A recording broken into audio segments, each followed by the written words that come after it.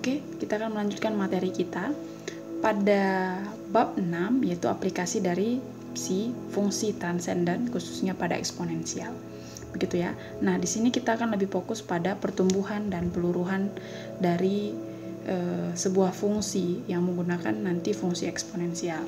Nah, kalau kamu lihat buku kamu pada halaman 339, di sana terdapat sebuah pengantar permasalahan ya. Terdapat pengantar sebuah permasalahan. Nah, katanya di sana apa? Pada tahun 2004, jumlah penduduk itu ya, jumlah penduduk pada tahun 2004 itu sama dengan 6,4 miliar. Sedangkan pada tahun 2020 ya, jumlah penduduk meningkat sampai dengan 7,9 miliar. Nah, pertanyaannya adalah bagaimana sebenarnya kita mau menghitung ya jumlah penduduk pada tahun-tahun berikutnya, misalnya 100 tahun, kemudian 2104, berapa jumlah penduduknya, begitu ya. Nah, kalau ditanya seperti itu, berarti yang kita bisa buatkan di sana apa sebenarnya pengaruh? Waktu, oke, waktu juga, ya kan? Misalnya 10 tahun dari 2004, berarti 2014, berapa jumlah akan dipengaruhi oleh waktu. Kemudian ada kondisi awal misalnya 6,4 miliar. Kemudian kondisi setelah 10 tahun misalnya, maka ada kondisi berikutnya ya. Ada kondisi berikutnya. Nah, itu yang bisa kita simbolkan misalnya Y ya. Y pada waktu berapa ya, pada waktu berapa. Nah, itu juga. Nah, kemudian ingat kondisi awal akan selalu ada ya, kondisi awal atau bisa kita simbolkan dengan Y0. Nah, kalau misalnya di buku katanya ada kelipatan ya, ataupun ada penjumlahan, pertumbuhan. Nah, terhadap selang waktu. Nah, maka bisa kita buatkan di sana rata ya, atau rata dari si penduduk itu, delta Y itu akan sama dengan K dikali dengan Y dikali dengan delta T. Nah, kenapa? Nah, ini Y-nya kita anggap adalah mensimbolkan sebuah penduduk ya, mensimbolkan penduduknya. Kemudian K ini adalah periode ya, periode maksudnya di sini adalah ketika misalnya 10 tahun ya, sebanyak konstanta berapa ya. Kemudian ini waktu tadi pas dipengaruhi waktu. Kemudian Y0-nya ini adalah kondisi awal ya, kondisi awal si penduduk pada tahun awalnya gitu. Nah, kemudian setelah kita tahu ini, kita bisa membuatkan dalam bentuk delta Y per delta T sama dengan K dikali Y ya. Jumlah penduduk ya, jumlah penduduk yang dilihat dengan perubahan waktu itu akan sebanding dengan periode ya dikali dengan jumlah awalnya. Ya, inilah yang kita katakan dengan persamaan diferensial. Maka akan kita buat menjadi dy per dt itu akan sama dengan ky ya. Ini rata ya. dy per dt itu akan sama dengan k. K ini adalah konstanta ya, dikali dengan y-nya. Y ini adalah kondisi awalnya. Kemudian kita akan membuatkan sisi sebelah kanan dan sisi sebelah kiri itu akan sama-sama pada variabel yang sama. Ini ya, kita punya di sini Y, di sini Y ya. Kemudian kita buat menjadi dy per Y sama dengan K dikali dengan dt. Bisa ya. Nah, dy per Y, kemudian kedua ruas kita integralkan ya. Kedua ruas kita beri perlakuan yang sama, yaitu integral. Integral dari dy per Y sama dengan integral dari K dikali dengan dt. Maka integral dari, nah ini jangan bingung, dy per Y ini kan bisa juga kita buatkan seperti ini, integral dari seper Y dy, seper Y dy kan ya, atau dy per Y. Nah, maka hasilnya sama dengan ln Y sama dengan K dikali T ya, ini ya, K dikali T ditambah C. Nah, perhatikan di sini, pada misalnya pada tahun 2004 tadi kan, 2004 itu kondisi penduduknya 6,4 miliar ya. Maka kalau misalnya ditanya kondisi awalnya 6,4, kemudian ditanya juga kondisi saat itu atau Y-nya, itu akan sama dengan 6,4 miliar. Nah, maka ini bisa kita buatkan Y itu akan sama dengan Y0 ya kan, Y itu akan sama dengan Y0 pada saat si T-nya sama dengan 0 ya kan. Nah, tidak terjadi perubahan maksudnya. Kalau misalnya tadi kan seperti yang kita katakan bahwa misalnya pada tahun 2004 kondisi penduduk 6,4 miliar. Kemudian kita tanya lagi, berapa jumlah penduduk pada saat tahun 2004? Ya pasti sama, begitu ya.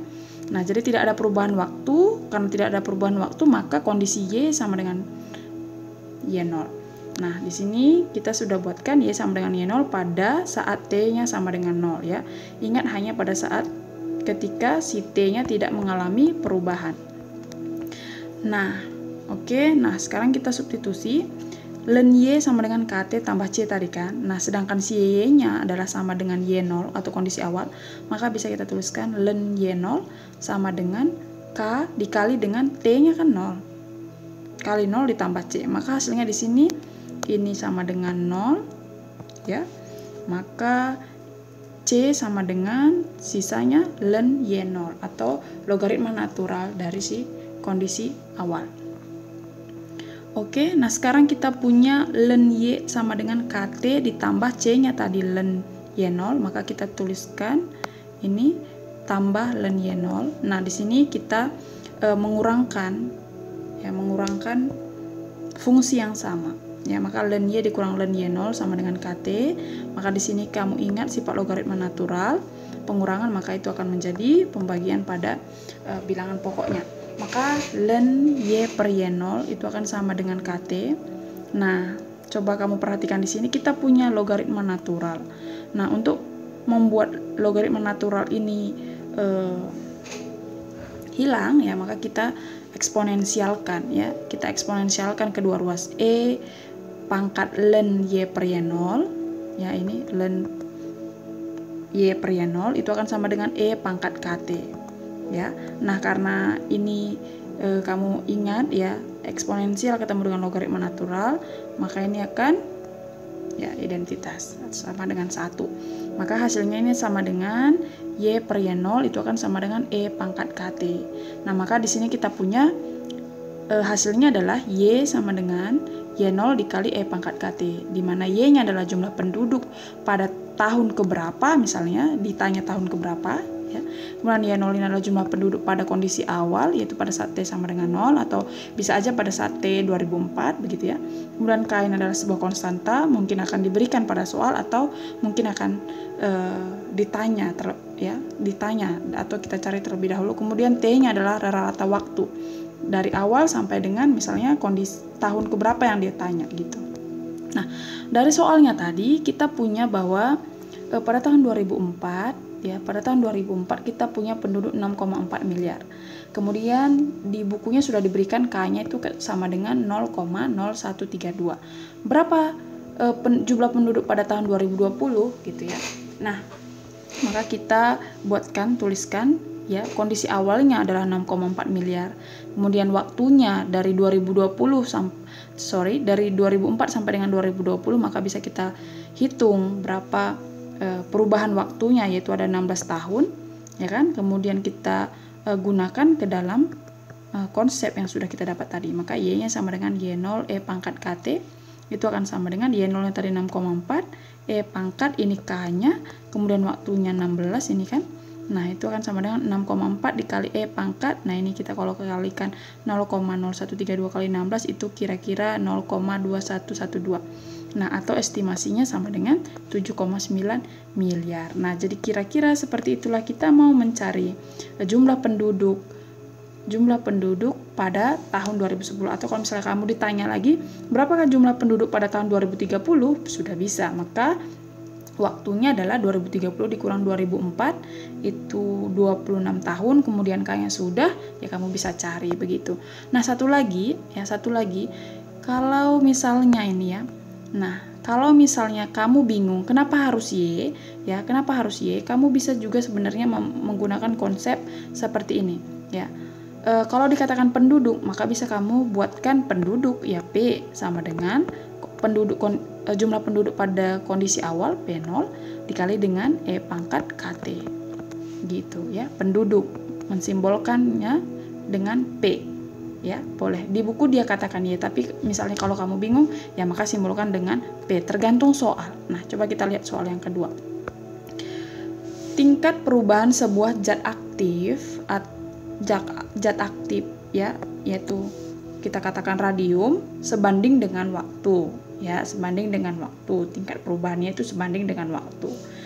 Jika 60 mg radium pada awalnya dan nilainya setengahnya pada tahun 1690. Ya, pada awalnya dia jumlahnya 60 mg, kemudian pada tahun 1690 dia jumlahnya setengah dari awalnya, yaitu 60 mg, berarti sama dengan 30 ya. Maka yang pertanyaannya adalah berapa banyak jumlah radium 100 tahun ya dari awal. Oke. Nah, di sini tadi yang kita katakan tadi, kalau misalnya penduduk maka kamu buat P. Nah, kalau yang di sini kita punya adalah radium, maka bisa kita buatkan R ya, ini ya. Oke, ini R. Maka dr per dt itu akan sama dengan kr. Nah, sebanding dengan waktu, maka ini adalah sebanding ya dengan waktu.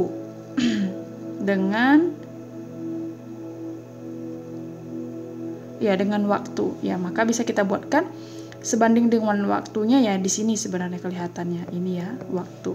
Maka 1 per R dr sama dengan K dikali dt, maka integralkan, kita punya ln R sama dengan KT tambah C. Kemudian tadi itu ya, kita punya bahwa ini konsepnya R sama dengan R0 dikali E pangkat KT ya, radium ya. Kalau misalnya tadi bakteri, boleh kamu buat B. Kalau misalnya tadi dia apalagi ya, pasir misalnya ya, P gitu. Nah, sudah kita punya R sama dengan R0 dikali E pangkat KT. Nah, di sini kita mau menyusun soalnya. Pada saat T-nya sama dengan 0 ya, tidak ada pertambahan waktu, maka jumlah radiumnya tadi adalah 60 ya, 60. Kemudian pada tahun 1690 katanya jumlahnya setengah dari awal, maka jumlahnya sama dengan 30. Kemudian berapa jumlah si radium 100 tahun lagi, atau kira-kira tahun 1790? Nah, ini yang mau kita tanya. Ya. Nah, di sini kita sudah punya T-nya, R-nya juga, tapi kita belum punya K-nya. K-nya berapa gitu ya. Nah, maka di sini kita cari dulu K-nya. Nah, kita punya tadi konsepnya ini R sama dengan R0 dikali dengan E pangkat KT. Lihat, ingat, saat T sama dengan 0, maka R-nya akan sama dengan radium awal ya. Maka ini ya, R0-nya sama dengan 60, atau bisa juga kamu buat R-nya sama dengan 60, kemudian R0-nya belum dikasih tahu, E pangkat K dikali T-nya 0, ini kan E pangkat 0 itu kan 1 ya, maka R0-nya sama dengan 60 ya. Benar ya, R-nya sama dengan R0 ketika T-nya memang sama dengan 0. Nah, sekarang kita sudah punya R0-nya 60, kita mau mencari K-nya pada tahun 1690 ya, pada tahun 1690, yaitu R-nya sama dengan 30, kemudian R0-nya kita sudah punya 60, kemudian dikali dengan E pangkat KT, E pangkat KT. Nah, T-nya adalah 1690K, K-nya belum diberitahu ya, karena itu yang mau kita cari. Maka ini 30 sama dengan 60, sama-sama dibagi dengan 60, hasilnya sama dengan setengah, sama dengan E pangkat 1690K. Nah, di sini kita mau menghilangkan si eksponensialnya, maka kita ln kan ya, ln setengah sama dengan ln E ya, ln E pangkat 1690K. Maka ini ln setengah sama dengan K dikali 1690, maka K-nya sama dengan 1 per 1690 dikali logaritma setengah. Nah, ini kita keep dulu. Nah, sekarang kita mau mencari jumlah radiumnya pada saat T-nya sama dengan 100, ya kan? Nah, R sama dengan R0 E pangkat KT, itu akan sama dengan R0-nya 60, E-nya ya, ini E-nya, kemudian K-nya tadi ini ya, 1 per 1690 dikali ln setengah dikali dengan T-nya 100. Maka ini kira-kira estimasinya itu sama dengan 57,589 mg. Bisa ya? Nah, selain itu ya, eksponensial ini juga ada aplikasinya pada suhu. Ya, pada suhu. Jadi misalnya kira-kira kamu mau membeli sebuah minuman, atau kamu punya sebuah minuman dengan suhunya misalnya 2 derajat, kemudian kamu letakkan ke kulkas ya, kamu mungkin suka dingin, ternyata terlalu dingin ya, sampai beku mungkin. Nah, berapa waktu yang kamu butuhkan misalnya untuk menunggu si minuman itu, atau es krim misalnya, es krim tersebut ya bisalah kamu makan gitu ya. Nah, jadi di sini kita punya konsepnya, yaitu suhu si benda itu akan sama dengan suhu lingkungan ditambah dengan suhu awalnya dikurang dengan suhu lingkungan dikali dengan E pangkat KT. Ya, dimana TT ini adalah suhu si benda pada saat waktu keberapa begitu ya. Kemudian T0 ini adalah suhu awalnya, T lingkungan itu adalah suhu ruangan atau suhu lingkungannya, kemudian K-nya adalah konstantasi suhu, kemudian T-nya itu adalah waktunya begitu. Nah, contoh misalnya. Contohnya, minuman A berada pada suhu ruangan dengan suhu 75 Fahrenheit. Jadi si minuman A ini kita misalkan ice ya. Si ice ini punya suhu 75 Fahrenheit. Kemudian kamu mau minuman A itu lebih beku lagi misalnya. Ya, minuman A itu atau si ice itu kamu letakkan pada kulkas dengan si suhu kulkas itu 28 Fahrenheit. Ya. Nah, di sini maka berapa lama kamu menunggu si ice cream itu ya, atau si minuman A itu dapat diminum pada suhu 34 Fahrenheit. Ya kan? Nah, dengan konstanta diberikan adalah -6. Nah, kita punya tadi bahwa suhu awalnya adalah 75 derajat Fahrenheit. 75 Fahrenheit. Kemudian suhu lingkungannya 28 Fahrenheit. Kemudian K-nya -6. Nah, waktunya kapan? Berapa nih waktu yang kamu tunggu ya? Berapa jam, berapa menit gitu ya? Nah, kemudian suhu yang sudah kamu mau itu adalah 34. Ya kan? Nah, maka kita menggunakan konsepnya tadi. TT sama dengan T lingkungan ditambah T0 dikurang T lingkungan dikali dengan E pangkat KT. Kemudian TT-nya itu sama dengan 34 sama dengan 28 ditambah T0-nya itu adalah suhu awalnya tadi 75 ya, ini ya. 75 dikurang T lingkungannya 28 dikali dengan E pangkat K-nya -6, T-nya belum tahu, ini yang mau ditanya. Oke, 34 sama dengan 28 ditambah 47. 75 dikurang 28, 47 E pangkat -6T. Kemudian kita kurangkan 34 dikurang 266 sama dengan 47 E pangkat -6T. Nah, kemudian kita mau mencari si T-nya, maka kita buatkan E pangkat -6T sama dengan 6/47. Nah, ini kita mau hilangkan si eksponensialnya, kemudian kita kalikan kedua ruas dengan logaritma natural. Maka logaritma natural E pangkat -6T itu kan sama dengan logaritma natural 6/47. Nah, kira-kira logaritma naturalnya adalah -2,0583.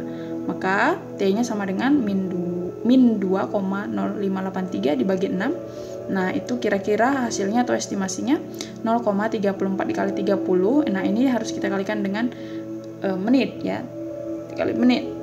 Maka 60 dikali 60 menit, maka waktu yang kamu tunggu adalah kira-kira 20,583 menit.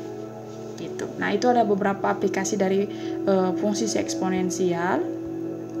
Ya, fungsi eksponensial kamu juga bisa melihat beberapa soal, yang mengerjakan soal dan melihat beberapa penjelasan soal eksponensial dari berbagai referensi boleh ya, untuk memperluas wawasan kamu. Oke, sampai ketemu di materi berikutnya. Terima kasih.